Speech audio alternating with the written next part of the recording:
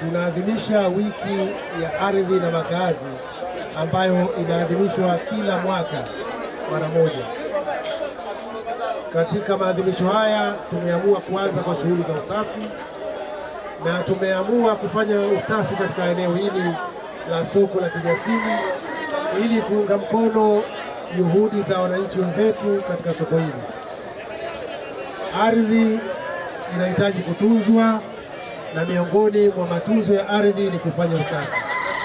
Wananchi wa wilaya hii ya Kaskazini A na mkoa wa Kaskazini kwa ujumla wamepatiwa eneo hili zuri, na tuipongeze serikali yetu kwa kuweza kuwapatia soko la kisasa ambalo linatumika katika kupatia wananchi vipato vyao.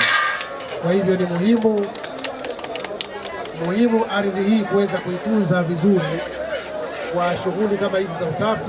Mimi naomba tuchukue jitihada, tuige, tujitahidi na sisi tuwe wasafi. Kwa hivyo niombe sana wasimamizi wa soko hili, kama hakuna sehemu ambazo zina madustbin makubwa kwa ajili ya kuwekea taka, mimi naomba tuyaanzishe. Lakini vile vile tuwe na kamati ndogo ndogo za kusimamia usafi wa kila kipande, na sisi tunaofanya kazi hapa tujitahidi kuwa wasafi. Halikadhalika nihimize kwa upande mwingine, inawezekana si usafi lakini ukusanyaji wa mapato. Wilaya yetu ni miongoni mwa wilaya ambazo kidogo ziko chini kwenye mapato. Mapato haya nadhani hata kwenye Uislamu ndio unapotaka tusikwepe hivi.